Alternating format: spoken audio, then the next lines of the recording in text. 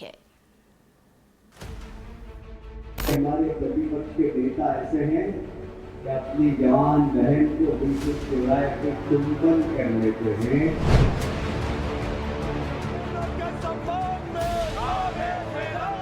ये संस्कारों का अभाव है। ये भारतवर्ष की बहनों का अपमान। आशा करता हूं कि कैलाश विजयवर्गीय का पूरी बीजेपी उनका मानसिक रूप से इलाज कराए। ये मेरी सगी बहन भी है, तो क्या मैं सार्वजनिक रूप से चुम्बन लूंगा? हमारी संस्कृति नहीं है, हमारी सभ्यता नहीं है। कैलाश विजयवर्गीय के बयान पर शुरू हुआ बवाल थमने का नाम नहीं ले रहा। भाई बहन के रिश्तों पर दिए बयान को लेकर कांग्रेस कैलाश विजयवर्गीय के खिलाफ जमकर प्रदर्शन कर रही है।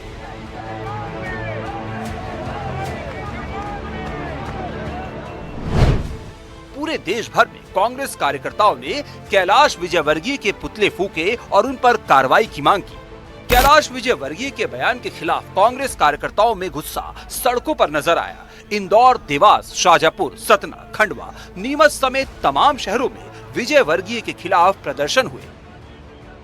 इधर भोपाल में कांग्रेस का अनोखा प्रदर्शन देखने को मिला था।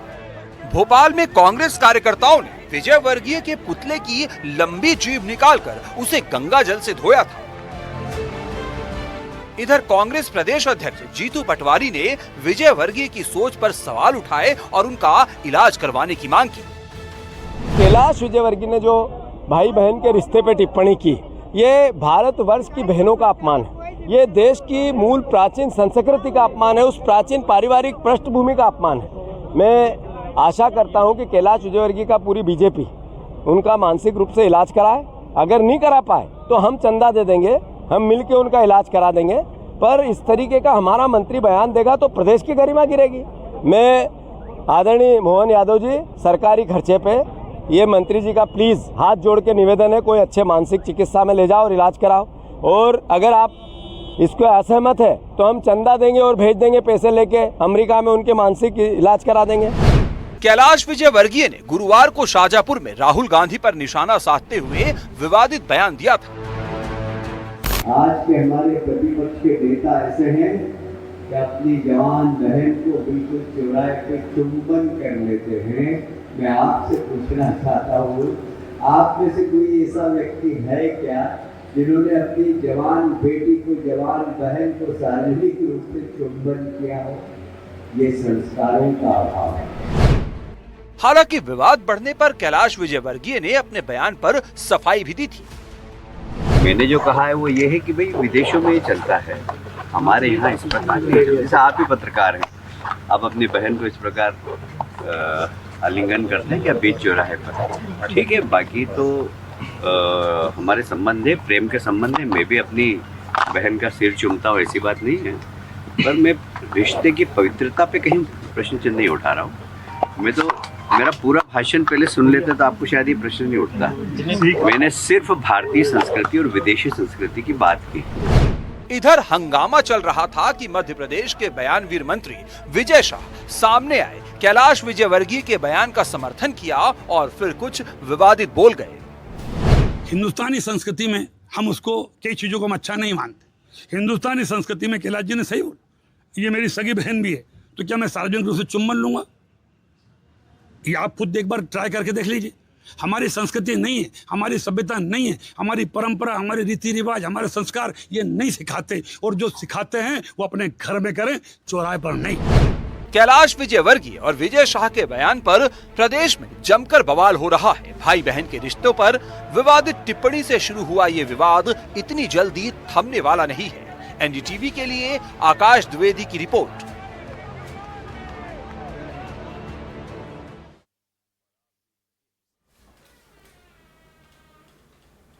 इधर ग्वालियर से खबर है जहां कैलाश विजयवर्गीय के इस्तीफे की मांग की जा रही है। शोभा सिकरवार ने इस्तीफे की मांग की है।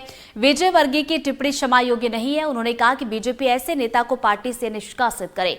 उन्होंने कहा ऐसे लोग भाई बहन के रिश्ते को कलंकित कर रहे हैं।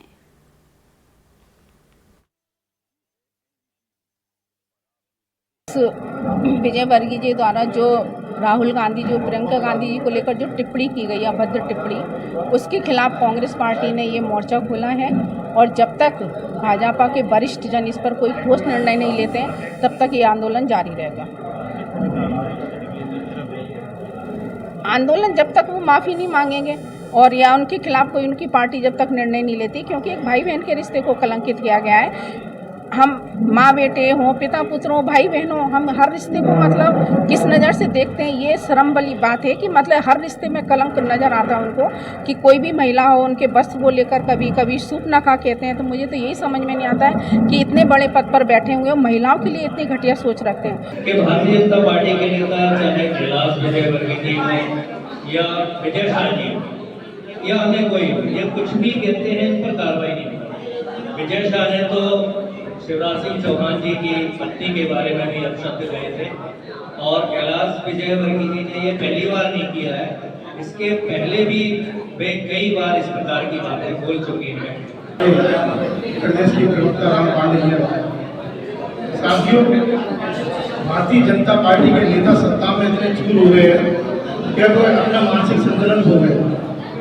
मैं कहना चाहता हूँ उनसे कि सबसे पहले तो वो अपने इलाज कराएं किसी अच्छे डॉक्टर से। सत्ता के नशे में उनको ना तो मर्यादा बोलने की मर्यादा नहीं, बेजल साहब। अब आपको कांकेर के एक स्कूल की तस्वीर दिखाते हैं। ये है माचवाड़ा लाल का सरकारी स्कूल और आंगनबाड़ी। तस्वीरें देखकर आपको ये स्कूल ना लगे, लेकिन असल में ये स्कूल ही है। स्कूल के पीछे की दीवार से लगातार पानी का रिसाव हो रहा है। बाथरूम की दीवार बल्लियों के सहारे टिकी है। लगातार पानी बहने के चलते स्कूल में फिसलन हो गई है। किसी भी दिन यहाँ पर बड़ा हादसा हो सकता है। 3 सालों से यहाँ पे मुख्यमंत्री जतन योजना के तहत रिपेयरिंग का काम करवाया जा रहा है और यह काम शिवांकी श्रीवास्तव को दिया गया था, जो अभी तक अपूर्ण है। और यहाँ अभी भी सीपेज के कारण यहाँ पे पानी रिसाव हो रहा है और यहाँ पे पानी भर जा रहा है, बच्चे बैठ नहीं पा रहे हैं। मेरे आंगनबाड़ी में पानी का बहाव चलता है, बरसात में बच्चों को बिठाने के लिए असुविधा होती है और मैं सरपंच महोदय, श्री उप सरपंच महोदय के हिसाब से मैं सांस्कृतिक भवन में लगाती हूँ। यहाँ आंगनबाड़ी में बच्चों को फिसलन भी होता है और गिर भी जाते हैं। यहाँ पे व्यवस्था देखिए कितना चरमराया हुआ है, इसके लिए हम कई बार शिकायत भी कर चुके हैं, प्रशासन के दरवाजे खटखटा भी चुके हैं।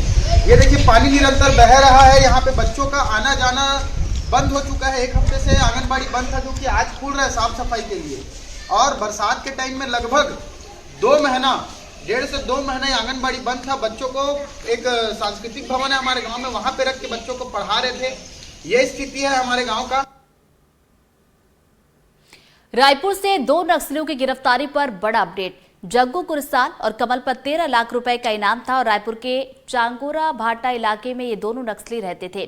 किराए के मकान से ये रहते थे और सोने का बिस्किट और नकद भी बरामद किया गया। मजदूर बनकर 3 महीने से रायपुर में ये दंपत्ति रह रहे थे।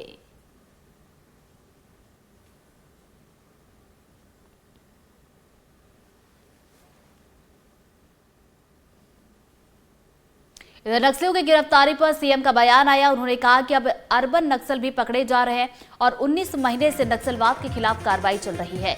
मार्च 2026 तक नक्सलवाद का खात्मा होगा, सीएम ने ये कहा। और उन्होंने कहा कि पीएम और गृह मंत्री शाह का संकल्प पूरा होगा। आप लोग भी और पूरा देश वाकिफ है कि पिछले 18-19 महीनों में हमारे जवान नक्सलवाद के खिलाफ में मजबूती के साथ लड़ रहे हैं और सफलता मिल रही है। और अब अर्बन नक्सली भी वो भी पकड़ में आ रहे हैं। और जो माननीय प्रधानमंत्री जी और गृह मंत्री जी का संकल्प है, आने वाला साल 31 मार्च 26 तक पूरे देश से नक्सलवाद को समाप्त करने का वो अवसर पूरा होगा। बरेली में कल हुई जबरदस्त हिंसा को सबने देखा। उसी हिंसा को लेकर सीएम योगी ने आज सख्त पैगाम दिया। कहा कि एक मौलाना भूल गया है कि राज्य में सत्ता किसकी है। ऐसा सबक सिखाया है जिसे आने वाली पीढ़ियां भी दंगा करने से पहले 2 बार सोचेंगी।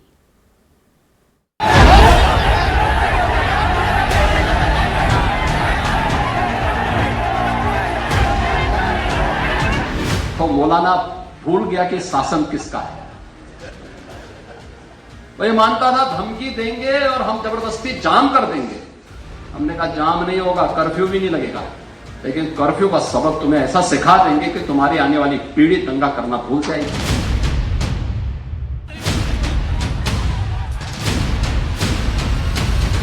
उत्तर प्रदेश के बरेली में हुई हिंसा को लेकर मुख्यमंत्री योगी आदित्यनाथ आक्रामक मूड में हैं। साफ कह रहे हैं कि एक मौलाना भूल गया है कि राज्य में सत्ता किसकी है। सोचा था नाकाबंदी होगी और कर्फ्यू लगेगा, लेकिन ऐसा सबक सिखाया है जिससे आने वाली पीढ़ियां भी दंगा करने से पहले 2 बार सोचेंगी। योगी लखनऊ में एक कार्यक्रम में थे।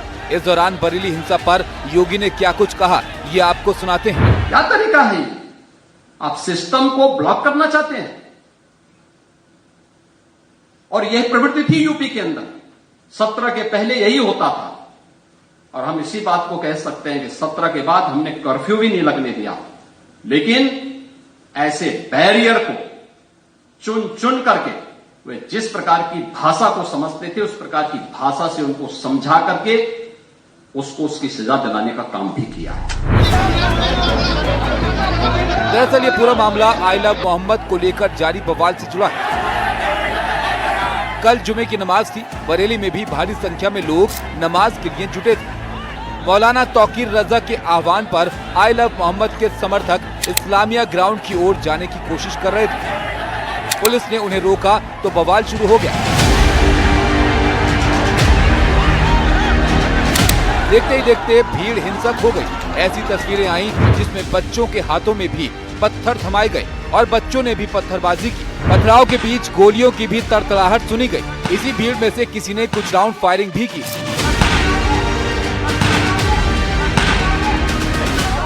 इस घटना के कुछ देर बाद ही मुख्यमंत्री योगी आदित्यनाथ एक्शन में दिखे। योगी ने सबसे पहले पुलिस अधिकारियों के साथ लॉ एंड ऑर्डर को लेकर बैठक की। अधिकारियों को स्पष्ट निर्देश दिया कि जो जिस भाषा में समझे उसे उसी भाषा में समझाया जाए। इस मामले में किसी को भी बख्शा नहीं जाएगा। योगी के आदेश के बाद ताबड़तोड़ एक्शन शुरू हुआ।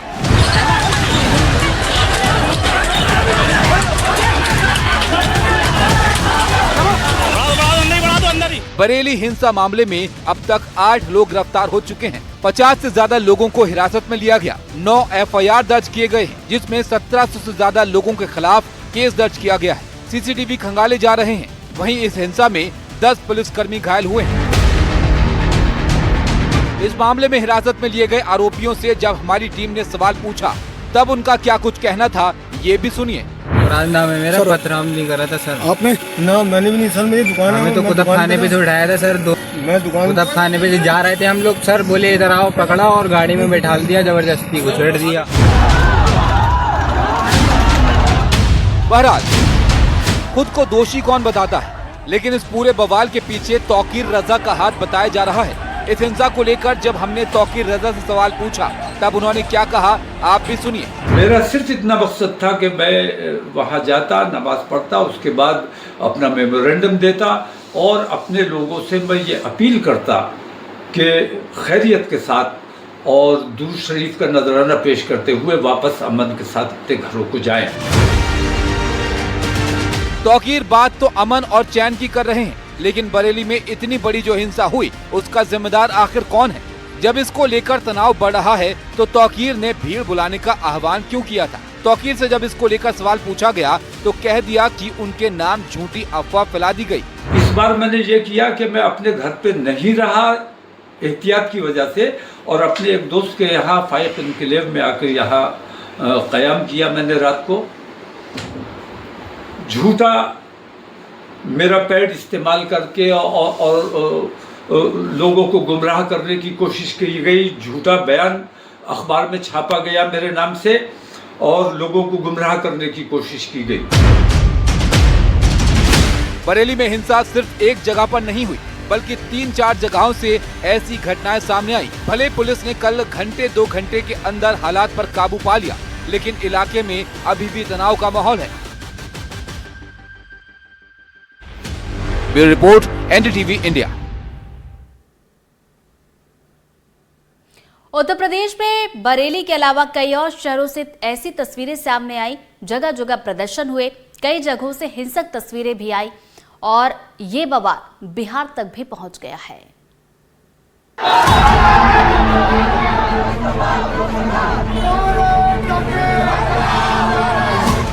यूपी में सिर्फ बरेली नहीं बल्कि कई और जगहों से भी ऐसी ही तस्वीरें सामने आई, जहां लोग आई लव मोहम्मद को लेकर प्रदर्शन करने सड़कों पर उतरे थे, नारेबाजी कर रहे थे, हंगामा कर रहे थे और देखते ही देखते ऐसा बवाल करने लगे जो कुछ ही देर में हिंसक हो गई।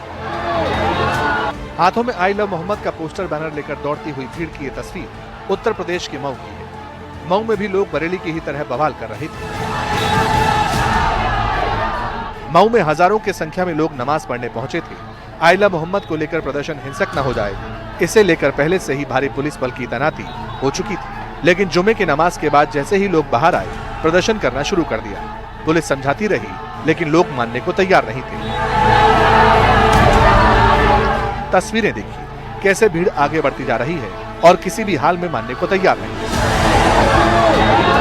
शरारती तत्व जब लाख समझाने पर भी नहीं माने, तब पुलिस को लाठियां भांजनी पड़ी। इसके बाद जो चाहा था, जिस हाल में था, जैसे था वैसे भाग खड़ा हुआ।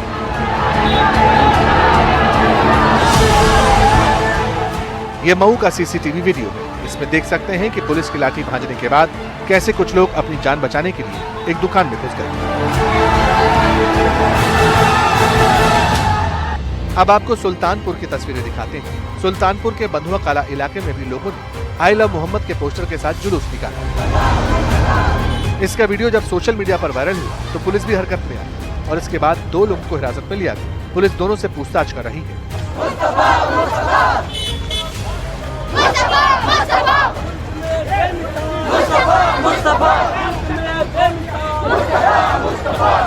इधर कुछ जगहों पर बवाल चल ही रहा था कि बागपत से भी प्रदर्शन की खबरें।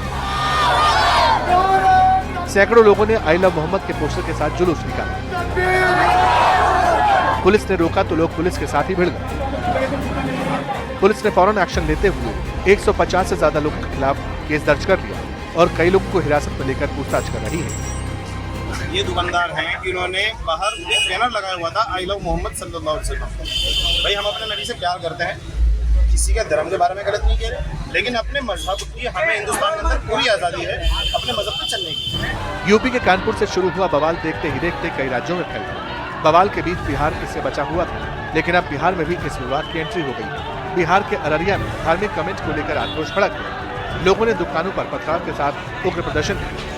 तकरीबन 8 बजे सुबह कुछ मुस्लिम तत्व के लोगों द्वारा जो जोगबनी थाने के आगे एक विरोध प्रदर्शन किया जा रहा था। आई लव मोहम्मद का बैनर पोस्टर लेकर कुछ लोग विरोध प्रदर्शन करते हुए मार्केट की तरफ आए। वो एकदम शांति प्रिय आ रहे थे, परंतु जैसे ही वो मार्केट के अंदर आए, उन्होंने एक नारा लगाया, मेरे ऊपर तलवार से हमला किया है। हम अपने बचाव के कारण अपनी तरफ आए और हम अपने लोगों को बताएं और उसके जवाबी कार्रवाई में हम लोग यहाँ खड़े हैं। आई लव मोहम्मद को लेकर प्रदर्शन शहर दर शहर फैलता जा रहा है। बड़ी बात यह है कि यह प्रदर्शन अब हिंसा का रूप अख्तियार कर चुका है। सवाल यह है कि आखिर ये बवाल कब थमेगा। Bureau report, NDTV India.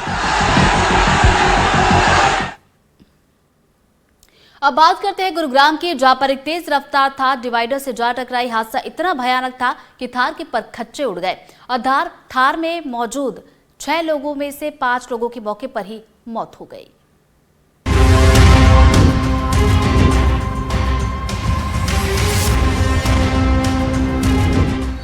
शनिवार तड़के सुबह गुरुग्राम की सड़क पर एक भयानक हादसा हुआ और 5 जिंदगियां खत्म हो गई। तेज रफ्तार थार डिवाइडर से जा टकराई और भीषण हादसा हो गया। थार में 6 लोग सवार थे, जिनमें से 5 लोगों की मौके पर ही मौत हो गई। इस थार के परखच्चे उड़ गए। का जो पूरा हिस्सा है वो पूरी तरीके से टूटा हुआ है, छत पूरी तरीके से पलटी हुई है और सिर्फ लोहे का कबाड़ जो है वो देखने को मिल रहा है। एक्सीडेंट के ठीक बाद हमने देखा 5 लोगों की जो जान है वो चली गई थी। एक व्यक्ति बुरी तरीके से घायल है और हम आपको तस्वीरें दिखा रहे हैं कि किस तरीके से जो पूरी गाड़ी है जो एक्सीडेंट में जिस थार से जो एक्सीडेंट हुआ था उसकी हम आपको तस्वीरें दिखा रहे हैं। पीछे का पूरा हिस्सा टूटा हुआ है, आगे से विंडशील्ड पूरी तरीके से टूटी हुई है। जो पूरी की पूरी गाड़ी है आप देख सकते हैं कितनी बुरी हालत में देखने को मिल रही है। इस थार से जुड़ा हुआ एक सीसीटीवी भी सामने आया है जो टक्कर से पहले का है। इसमें साफ दिख रहा है कि थार की रफ्तार काफी तेज है, इसलिए ये आगे जाकर डिवाइडर से टकराई और ये भयानक हादसा हुआ। आप तस्वीरों में देख सकते हैं थार का क्या हाल हुआ है। इसके आगे का हिस्सा गिरकर अलग हो गया है। पूरी थार बुरी तरह कुचल गई। थार के हिस्से टूटकर दूर दूर जा गिरे। नंबर प्लेट कहीं, बोनट का हिस्सा कहीं।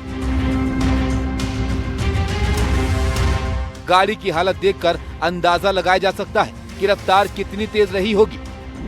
पुलिस का भी मानना है कि तेज रफ्तार की वजह से ही यह हादसा हुआ। जो स्पॉट पर जो स्किड मार्क्स हैं, स्किड मार्क्स को देखते हुए ऐसा लग रहा है कि गाड़ी जो थी काफ़ी स्पीड में थी और प्रारंभिक तौर पर तो ऐसा लग रहा है कि स्पीड की वजह से ही ये गाड़ी का एक्सीडेंट हुआ है। 6 लोगों में से 5 लोगों की मौके पर ही मौत हो गई। पुलिस ने शवों को पोस्टमार्टम के लिए भेज दिया है। सभी के परिवार वालों को सूचना दे दी गई है। घायल शख्स को अस्पताल में भर्ती कराया गया। एक तेज रफ्तार थार यहाँ इसी डिवाइडर से आकर टकराई। आपको बता दें NH 48 का एग्जिट 9 है, जहां आज सुबह 4:30 बजे उत्तर प्रदेश से कुछ युवा थार चलाते हुए यहाँ पर आए थे, जिसके बाद क्योंकि थार काफ़ी तेज़ रफ्तार से चल रही थी, इस वजह से जो गाड़ी है वो बेकाबू हो गई और इस डिवाइडर से आकर टकरा गई। आपको दिखा रहे तस्वीरों के जरिए हादसा इतना भीषण था कि अभी भी आपको गाड़ी के जो अवशेष है वो देखने को मिल सकते हैं। चारों तरफ शीशा जो है वो बिखरा पड़ा है। साथ ही साथ हादसा इतना भयानक था कि 5 युवकों की मौके पर ही मौत हो गई, जबकि एक अन्य सवार गंभीर रूप से घायल है। गाड़ी के जितने टुकड़े हैं वो अभी भी यहाँ पर देखने को मिल रही है। गाड़ी इस वक्त पुलिस ने अपने कस्टडी में ले ली है और ट्रैफिक पुलिस के अधिकारी ने बताया है कि हादसे की प्राथमिक वजह गाड़ी की तेज रफ्तार और नियंत्रण खो देने की वजह से हुई है। आगे की जाँच के बाद ही पूरी तस्वीर साफ होगी। इस गाड़ी का नंबर यूपी का है। ये थार दिल्ली से झारसा चौक के एग्जिट नंबर 9 की ओर आ रही थी, तभी डिवाइडर से जा टकराई। टक्कर इतनी भयानक थी कि थार का बुरा हाल हो गया। पुलिस इस जांच में जुटी है कि ये लोग कहां से आ रहे थे और कहां जा रहे थे। बताया जा रहा है कि सभी के हाथों में बार का बैंड था, जिससे अंदाजा लगाया जा रहा है कि ये लोग किसी पब या बार में पार्टी से लौट रहे थे। अब जो जानकारी मिल रही है उसके तहत ये पता चलता है कि जितने भी युवक युवतियां इस गाड़ी में लौट रहे थे वो क्लब से आए थे। क्लब के जो रिस्ट बैंड है वो उनके हाथों पर मिले थे और उसके बाद से हम देख रहे हैं कि क्लब से वापस आते टाइम, क्योंकि गाड़ी काफ़ी तेज़ रफ्तार में थी, ये डिवाइडर से टकराई और इस तरीके से हम देख सकते हैं कि कितना भयानक हादसा हुआ।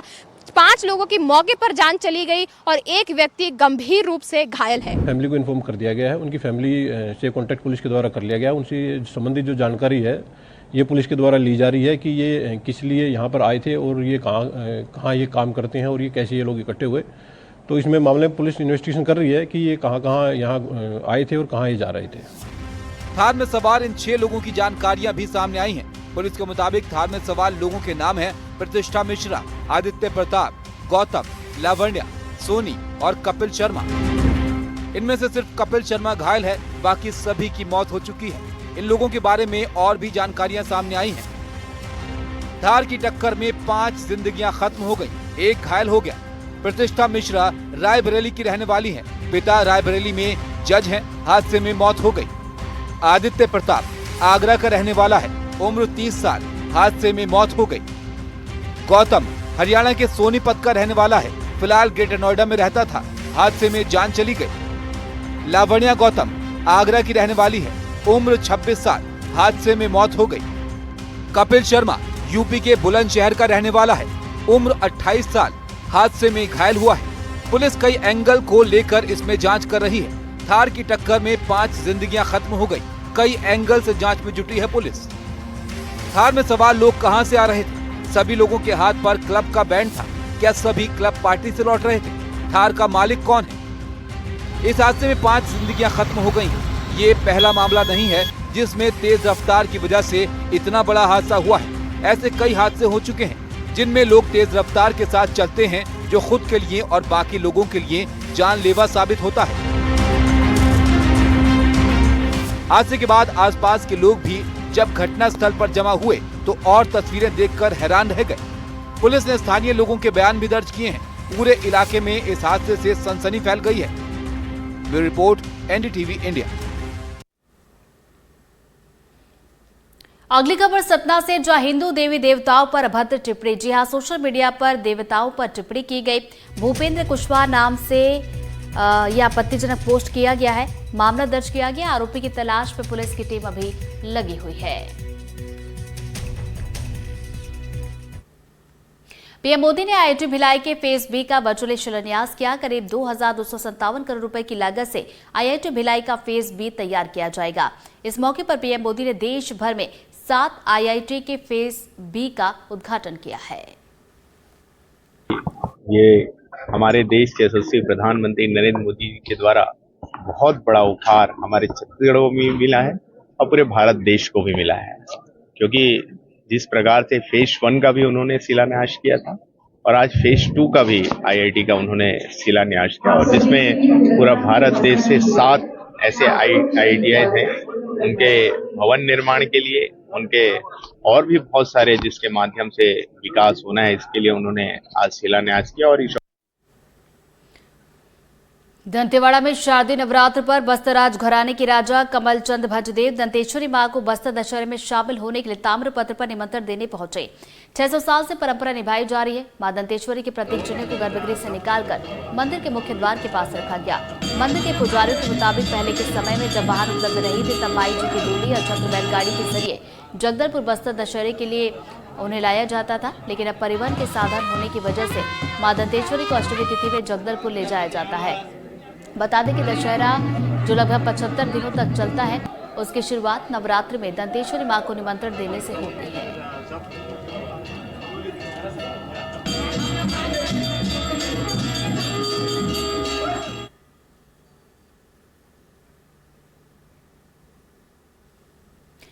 और इसी के साथ बुलेटिन में फिलहाल इतना ही। नमस्कार।